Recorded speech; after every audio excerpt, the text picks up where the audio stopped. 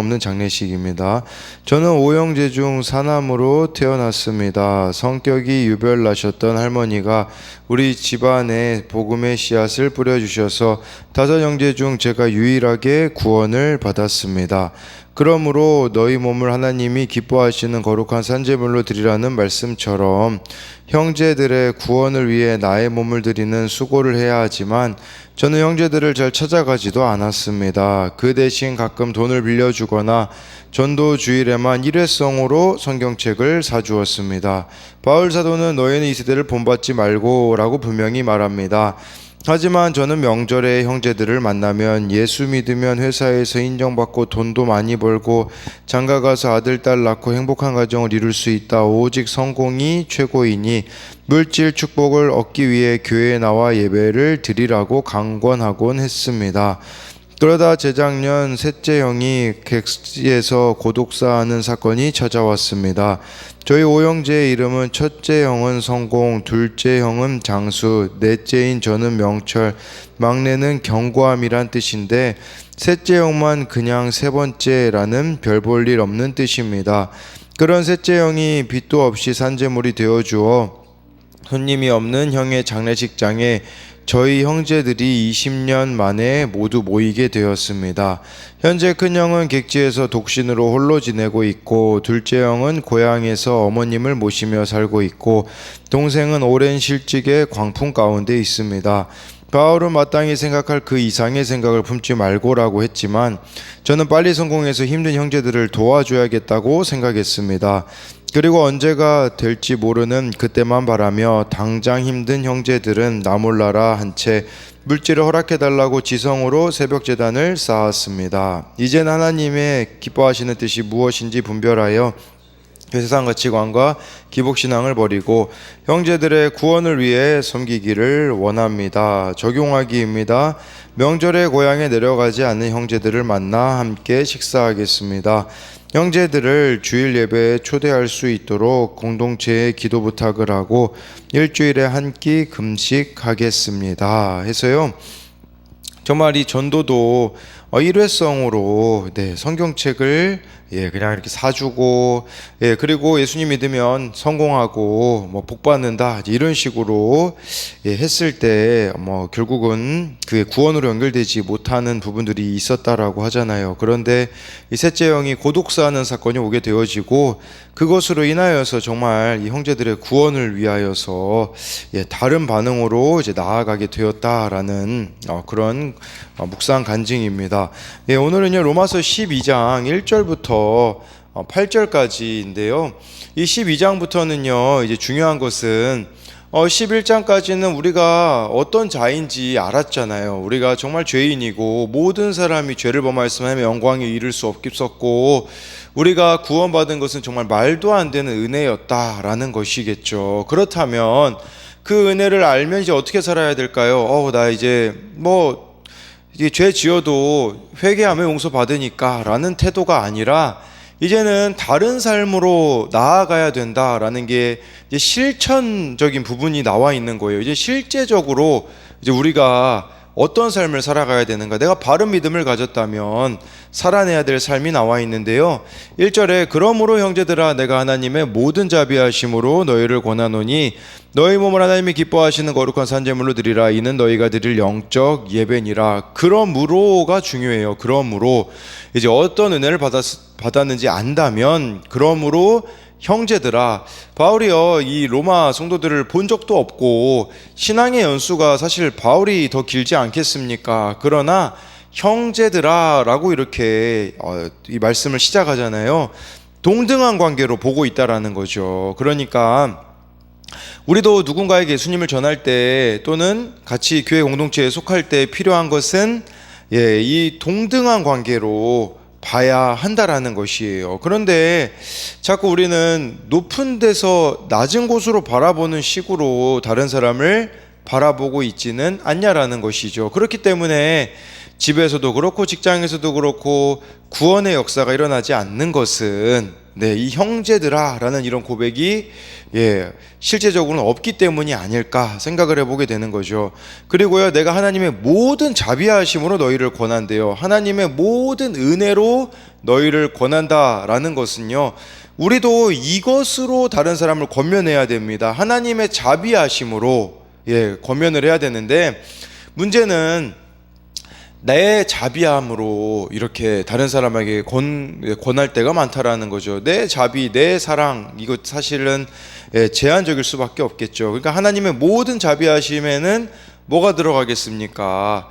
사랑이 들어가야 되겠죠. 인내가 들어가겠죠. 거기다가 지속적인 것이 들어가야 한다라는 것이에요. 그래서 이 자비하심으로 권면을 하는데, 너의 몸을 하나님이 기뻐하시는 거룩한 산 제물로 드리라는 것입니다. 이 몸을 하나님께 드리라는 것을 뜻하는 것이에요.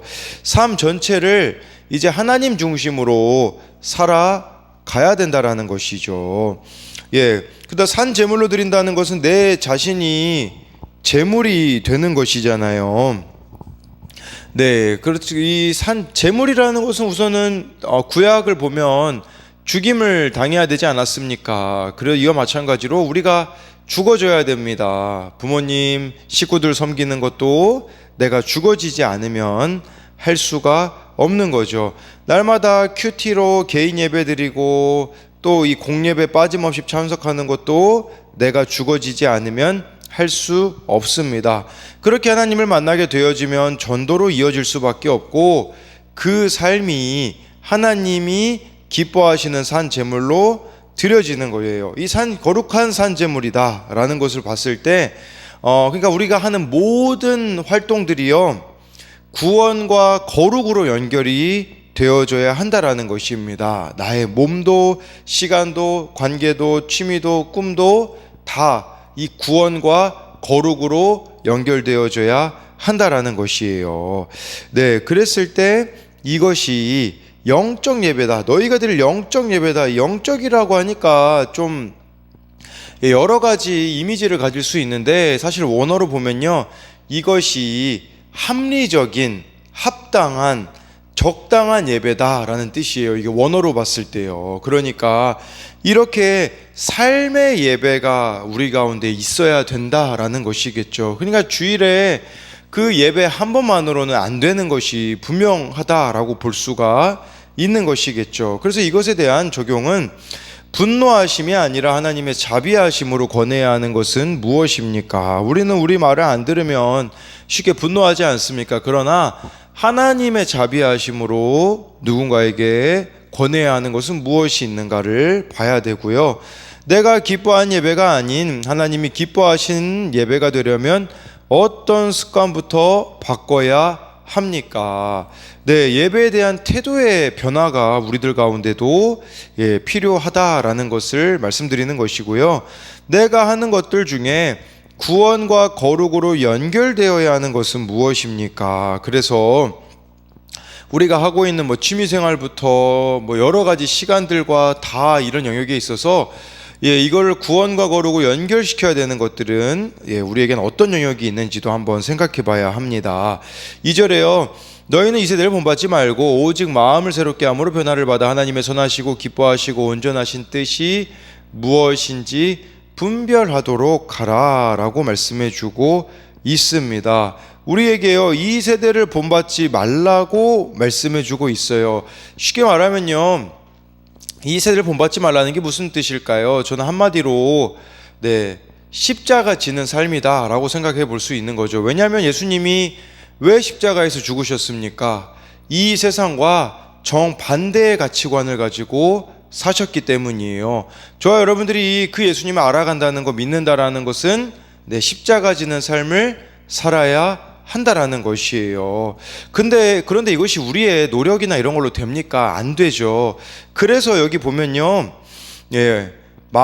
오직 마음을 새롭게 함으로 변화를 받아, 이게 수동태로 쓰였어요. 수동태. 그러니까 이것은 내가 하는 게 아니에요. 능동태면 내가 하는 거죠. 수동태는 하나님이 이렇게 행하게 해주신다라는 거예요. 내 마음도 새롭게 해주시고 이렇게 바꾸어 주신다라는 것이겠죠. 예, 그래서 이제는 하나님 앞에서 우리가 살아가야 한다라는 것이에요.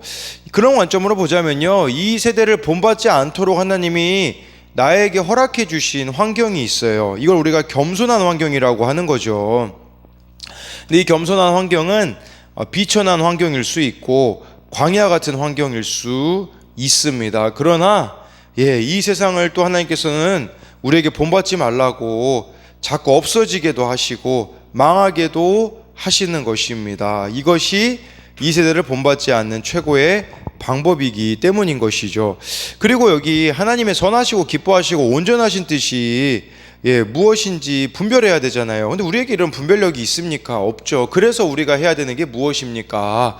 바로 말씀 묵상입니다. 왜냐하면 성경에 하나님의 선하시고 기뻐하시고 온전하신 뜻이 적혀 있기 때문이에요. 그래서 매일 말씀을 묵상하며 하나하나 적용해 가는 거, 이것이 바로 우리가 하나님의 뜻을 분별하는 것이다 라고 할 수가 있는데요, 이 분별이라는 단어가 있잖아요. 원래 헬라어의 본뜻이 연금술사가 금이나 은을 녹여 그 속에 있는 불순물이나 찌꺼기를 제거한다라는 뜻이래요. 이 분별이라는 뜻이요. 그러면 분별하라는 게 무슨 말이겠습니까? 내 안에 찌꺼기들을 늘 버리라는 뜻이에요. 이 죄의 찌꺼기들이 끼지 않습니까? 그런데 말씀을 묵상하게 되어지면 어떤 나의 이런 죄성이 있는지가 발견되어지잖아요. 그래서 그것들을 하나하나 가지치기에 가는 것이 바로 분별하는 것이다 라고 할 수가 있는 것입니다. 그래서 이것에 대한 적용은 이 세대를 본받지 말라고 하나님이 내게 주신 겸손하게 하는 환경은 무엇입니까? 매일 말씀을 통해 하나님의 선하시고 기뻐하시고 온전하신 뜻을 실천하고 있습니까? 3절 말씀으로 가면요, 내게 주신 은혜로 말미암아 너희 각 사람에게 말하노니 마땅히 생각할 그 이상의 생각을 품지 말고 오직 하나님께서 각 사람에게 나누어 주신 믿음의 분량대로 지혜롭게 생각하라 라고 말씀해 주고 있습니다. 그래서 이 1, 2절 같은 경우는 이제 삶의 예배를 잘 드려야 된다라는 것이라면, 이제 이 3절부터는요, 공동체에 잘 속해 가야 된다라는 것이에요. 우리가 정말 이렇게 믿음으로 또 구원을 받았다면 개인 예배, 삶의 예배를 잘 드려야 되며 동시에 공동체에 잘 속해 가야 한다라는 것이겠죠. 그런데 이 공동체에 잘 속해 간다라는 것은 공동체 가운데, 교회 공동체 가운데 하나가 되어줘야 된다라는 이 부분이에요. 그래서 바울이 지금 3절 이 말씀은 로마교회 성도들에게 썼다라는 것은, 로마교회는요 유대인도 있었고 이방인도 있었거든요. 너희들이 바른 신앙을 가졌다면 하나가 세상에서는 될 수 없다고 말하는 너희들이 하나가 되어야 한다라고 지금 바울이 권면하고 있는 것이죠. 이렇게 하나 되기 위해서 필요한 게 무엇일까요? 너희 각 사람에게 말하노니, 한 사람 한 사람에게 말한다고 하잖아요. 마땅히 생각할 그 이상의 생각을 품지 말래요. 이게 무슨 말일까요? 자신을 과대평가하지 말라는 거예요. 우리가 과대평가하게 되어지면 어떻게 됩니까? 또 아니면 과대평가나 과소평가를 하게 되어지면 우월감이나 비교의식에 빠지게 되는 것이에요. 그러니 여기서 마땅히 생각할 그 이상의 생각을 품지 말라는 것은요, 그리고 마땅히 생각을 품지 말고 하나님이 각 사람에게 나누어 주신 믿음의 분량대로 지혜롭게 생각하라고 하는데, 이 믿음의 분량은요, 하나님께서 나를 바라보시는 시선으로 나 자신을 판단하라는 거예요. 그러니까 나를 과대평가해서 교만해지지 말고, 또 믿음의 분량을 과소평가해서 해야 할 일을 하지 않고 영적으로 주저앉아 있어도 안 된다라는 것을 이렇게 말씀해 주고 있는 것이에요. 믿음의 이 분량대로를요, 그 원어로 번역을 하면요, 똑똑한 정신을 가지고 냉정하게 생각하라라는 뜻이거든요. 그렇기 때문에 우리가 힘들어도 자신이 처한 상황과 스스로에 대해 냉정하게 바라보는 것이 필요합니다. 망한 것도 인정하고 죄를 지은 것도 인정하는 것, 그것이 믿음의 분량대로 지혜롭게 생각하는 것입니다. 그래서 이것에 대한 적용은 내가 인정하기 싫은 직업 학벌 과거가 있습니까? 그것을 인정하고 사는 것이 최고의 지혜임을 믿습니까? 공동체에서 내가 남보다 더 특별하고 낫다는 생각을 품지는 않습니까? 내가 거북하게 여기는 그 성도에게 하나님은 어떤 믿음과 은사를 나누어 주셨습니까? 4절 5절에요. 우리가 한 몸에 많은 지체를 가졌으나 모든 지체가 같은 기능을 가진 것이 아니니 이와 같이 우리 많은 사람이 그리스도 안에서 한 몸이 되어 서로 지체가 되었느니라 라고 말씀해주고 있습니다. 우리가요 한 몸에 많은 지체를 가졌다고 말씀해주고 있어요. 이 교회는요 예수님의 한 몸을 이루는 공동체다라고 할 수가 있는 것이겠죠. 한 몸이라는 것은 그럼 어떤 의미가 있겠습니까? 이제 계속해서 우리가 살펴볼 로마서 남은 부분에 나오기는 하는데요. 쉽게 말씀드리면요, 한 몸이 된다라는 것은 다른 사람이 영광 받는 것을 함께 첫 번째로는 기뻐하는 겁니다. 누군가가 우리 공동체원이 기쁜 일 있을 때 서로 같이 기뻐할 수 있는 거, 그리고요 또 한 사람이 아플 때 같이 아파하는 것이에요. 그러니까 함께 즐거워하고 함께 아파하는 것이 바로 한 몸을 이루는 것이다 라는 것이겠죠. 그렇다면 이 한 몸을 이루지 못하게 만드는 것, 연합을 깨뜨리는 게 무엇이 있을까요? 이기심, 시기심, 허영심, 각자가 가지고 있는 그런 것들이 있을 겁니다. 그래서 우리가 고민을 해봐야 돼요. 내가 이 공동체 안에 왜 속하지 못하고 있을까? 왜 하나 되지 못하고 있을까? 내 안에서 문제를 발견해야 되는데, 문제는 무엇이냐면 자꾸 다른 사람이 변화되기만을 기다리고 있는, 기대하고 있는 그런 부분이 우리들 가운데 있지 않느냐라는 것이에요. 그래서 이것에 대한 적용은 교회 공동체 안에 연합을 깨뜨리는 내 안의 요소는 무엇입니까? 이기심, 시기심, 허영심, 게으름, 나의 옳고 그름이라고 이렇게 적어봤는데요. 이제 마지막으로 6절부터 8절까지를 보면요, 우리에게 주신 은혜대로 받은 은사가 각각 다르니 혹 예언이면 믿음의 분수대로, 혹 섬기는 일이면 섬기는 일로, 혹 가르치는 자면 가르치는 일로, 혹 위로하는 자면 위로하는 일로, 구제하는 자는 성실함으로, 다스리는 자는 부지런함으로, 긍휼을 베푸는 자는 즐거움으로 할 것이니라 라고 해서요, 하나님이요 교회에 은사를 주신대요. 은사는 하나님이 주신 선물이죠. 교회를 세우기 위해 주시는 것이다 라고 할 수 있어요. 각자 다양한 은사들이 있거든요. 그래서 첫 번째로 보니까 예언이면 믿음의 분수대로, 이 예언은요 우리가 이게 좀 잘못 생각하면 막 미래를 점치는 것으로 생각을 하거든요. 그런데요 그것이 아니라 말씀을 이렇게 여기서 말하는 예언은 하나님의 말씀을 깊이 깨닫고 그 말씀을 사람들에게 가르치고 전파하는 것을 말하는 것입니다. 목사님이 설교하는 것도 여기 예언의 은사겠지만 각자가 말씀을 묵상하고 그 말씀을 실천하고 전파하는 것도 예언의 은사라고 하고 있고요. 그리고요 이제 섬기는 일이면 섬기는 일로 라고 해서요, 섬긴다라는 것은 이 단어의 원어가 그 종이라는 단어에서 왔거든요. 종이 어떤 방식으로 섬깁니까?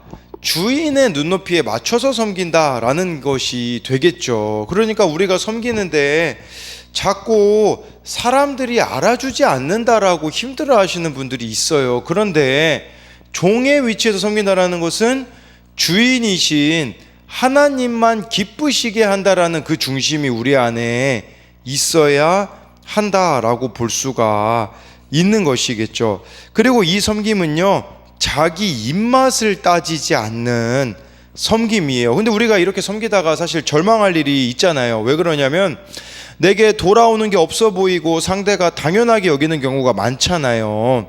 그런데 그렇게 섬기다가 절망할 수밖에 없는 그 공간이 나를 위해 무릎을 꿇으시는 예수님과 만나는 공간이 된다라는 것이에요. 이렇게 섬기다 보면 예수님이 나를 이렇게 섬기셨구나 라는 것이 깨달아지면서 우리가 은혜의 자리로 나아갈 수 있게 되어진다라는 것이겠죠.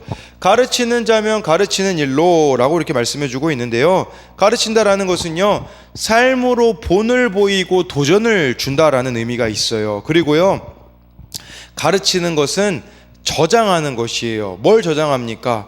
우리가 이 구역장님들을 주일마다 이제 구역원들하고 나눌 말씀을 이렇게 가르치거든요. 그러면 그 구역장님들이 그 말씀을 자기 가운데 소화해서 내 것으로 만들 때 가르칠 수 있거든요. 우리도 그래서 매일매일 큐티를 하셔야 돼요. 이 큐티를 듣고서는 적고서는 묵상하고서는 나의 것으로 만들고 이것을 저장하면서 가르치면서 또 그것이 나의 것이 되어지거든요. 이 가르치다의 원어는요, 배우다라는 뜻도 있어요. 그러니까 이 배움이 예수님 제자라는 뜻이요, 배우는 자라는 의미가 있거든요. 그러니까 저와 여러분들이 예수님의 제자라면 늘 배우는 자세로 나아가야, 그래야 그것들을 잘 소화해서 다른 사람들에게 잘 가르쳐 줄 수 있는 자들이 되어질 수 있다라는 것입니다. 그리고 여기서 또 나와 있는 것은 위로하는 자면 위로하는 일로. 여기서 위로라는 것은 위로의 근원 되시는 하나님의 위로를 전하는 통로가 된다라는 말입니다. 그래서 우리가 하나님으로부터 이 큰 위로를 받았고 그거를 전하는 통로로서의 삶을 살아가야 한다라는 것이죠. 이런 관점으로 보자면 우리가 주로 무너진 부분에, 실패한 부분에 하나님의 위로가 우리들에게 임하지 않습니까? 그 실패와 그 무너짐을 통해서 우리는 그것을 약재료가 되어 하나님의 위로를 경험한 것을 전하는 자가 되어야 한다라는 것이죠. 또 구제하는 자는요, 성실함으로 하래요. 성실함으로. 한번 우리가 그냥 이렇게 막 생색내는 일들이 얼마나 많아요. 구제도 마찬가지겠죠. 그런데요, 이 구제하다라는 그 원어적인 의미는요, 한 부분을 쪼개어 나누어 준다라는 뜻입니다. 그러니까 나의 일부를 떼서 나누어 주는 거예요. 그런데 이것을 지속적으로 해야 된다라고 말씀해 주고 있는 것입니다. 그래서 구제하는 자는 성실함으로 하라는 게 바로 이것이 그 지속성을 전제로 말하고 있는 거죠. 또 다스리는 자는요, 부지런함으로 하래요. 다스리는 자는 부지런함. 근데요, 이 다스리는 자는 중요한 것은 먼저는 자신을 잘 다스리는 자가 다스리는 자입니다. 자기를 잘 다스려서 부지런하게 사는 사람은 저절로 남을 다스리게 되는 것이죠.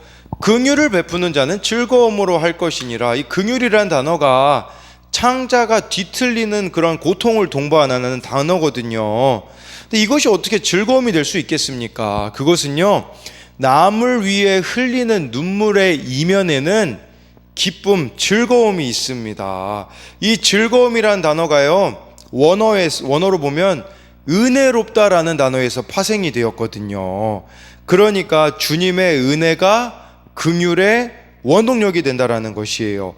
내가 주님의 은혜 속에서 다른 사람을 불쌍히 여기고 긍휼히 여기는 삶을 살아가는 것은 곧 나를 긍휼히 여기시는 주님을 내 삶 속에서 확인하는 비결이다라고 할 수가 있습니다. 그래서 이것에 대한 적용은, 내가 받은 은사는 무엇입니까? 내 은사가 하나님을 위해, 다른 사람들을 위해 어떻게 쓰이고 있습니까? 라고 해서요, 오늘 말씀에서 정말 우리가 믿음으로 구원받은 자라면, 하나님의 놀라운 은혜를 체험한 자라면 두 가지가 있어야 된다고 합니다. 하나는 생활 예배, 일상 예배가 있어야 되고, 그리고 공동체에 잘 속하여 하나 되기에 힘쓰는 저와 여러분들이 되기를 소망합니다.